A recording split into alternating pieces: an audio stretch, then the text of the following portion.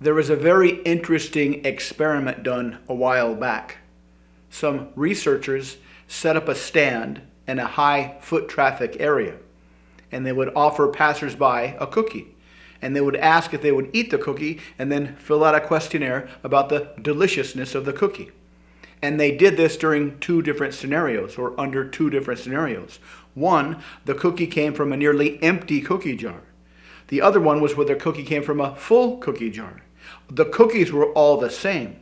They just wanted to see what this one variable, what impact this one variable had on the deliciousness of the cookies. And surprisingly, or maybe unsurprisingly if you're interested in persuasion, the cookies that came from the nearly empty cookie jar were judged subconsciously as being much more delicious. They actually tasted better because they came from an empty cookie jar, which indicates the law of scarcity, or the principle of scarcity, operates on a subconscious level. When something is scarce, we value it. It tastes better. It feels better. We experience it more valuably on a subconscious level. This is not a consciously driven thing. And as you probably know, scarcity is one of the most prevalent principles of influence used in sales. Buy now, supplies are limited.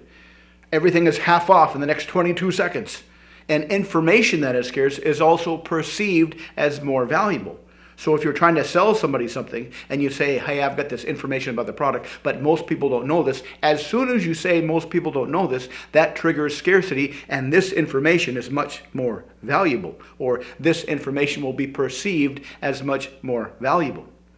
And if you sell stuff, there are tons of ways to use scarcity to make your products much more valuable to your customers. But how do you use scarcity for your personality? How do you use the law of scarcity to make yourself much more valuable to others? Well, the easiest way to imply scarcity of you is to be assertive. When you act assertively, when you communicate assertively, you're essentially saying there is a scarcity of you. Think of the opposite. Think of somebody who is a complete doormat, somebody who puts up with all kinds of crappy behavior. There is an abundance of that person. That person is not scarce, and that person is not valued. So simply by being assertive, simply by asserting your boundaries, you are saying there is a scarcity of you. There is a scarcity of your time. There is a scarcity of the behaviors of others that you'll put up with. There's a scarcity of situations that you'll involve yourself in. There's a scarcity of your qualities that you look for in another person. You won't just take any person. You have a very tight list of calibrated qualifications that you'll accept in another person to be allowed to be in your life. So simply by asserting yourself, you will significantly raise your value. But here's a much deeper and more subtler point. Suppose you disqualify somebody. Suppose you see an attractive girl and you start talking to her. And you realize that she's kind of into you, and you could, go all the way with her, but you realize that there's something about her personality that you're not quite attracted to. And so you decide to disqualify her. Now, that will increase your attractiveness with other people, even though they didn't see this interaction. How does this work?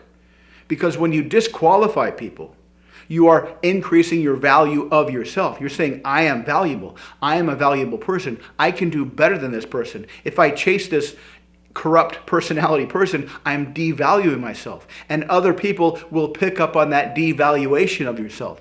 On the other hand, if you disqualify this person, you're saying to yourself, I'm a valuable person. I deserve valuable people in my life, and that will increase your value of yourself. And whenever humans interact with other humans, we judge other people based on how they judge themselves. We judge other people based on how they judge themselves. So if you judge yourself as a high value person, other people will automatically value you as a high value person. This is what a lot of people don't get about nexting somebody or going no contact on somebody. Going no contact is not a trick to get them back. Going no contact is a way to increase your own value by sending yourself a very strong message. I thought this person was valuable. They're not so valuable, so I'm never going to talk to them again for the rest of my life. That's what no contact means. And when you go no contact on somebody, you will necessarily increase your value of yourself, which others will pick up on. And because you value yourself as a high value person, others will also reciprocally value you as a high value person. This is the power of being assertive, how you can increase scarcity with assertiveness. The problem is a lot of people have this fear of being assertive. That's why it's so hard to be assertive for so many people. They imagine they'll be assertive to their friends, their family, their relationship partners, and the other person will say, how dare you do that to me? I don't ever want to see you again. And there'll be a negative response. The fear is when you be assertive, there'll be a negative response. But that is just a fear. In reality, the opposite will happen. The more you assert yourself, the more you validate and express your own scarcity, the more people will automatically, as a law of human nature, increase their respect and admiration of you. In fact, when you be assertive, people can't help but to increase their respect for you. Now, most people, unfortunately or sadly, don't realize how powerful it is to be assertive and increase the value and respect that other people have for you. But it is much better to be assertive, because when you be assertive, this will naturally lead to better social situations. In fact, leading psychologists have found again and again that being assertive is almost as close to the magic pill personality transformational process that you'll ever find. Because when you be assertive, when you act assertively, you will see in real time automatically how people respond positively to you, and that will give you a real sense of control and agency.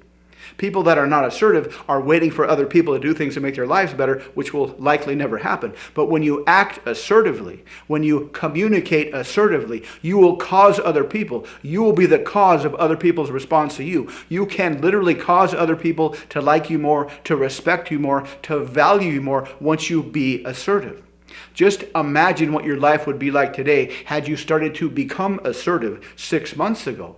Imagine what your life will be like in 6 months if you start today to be assertive. You can practice small little assertive conversational techniques. You can be assertive with waitstaff and fast food workers. There's plenty of ways you can be assertive and see how rapidly being assertive can transform your life into something magnificent.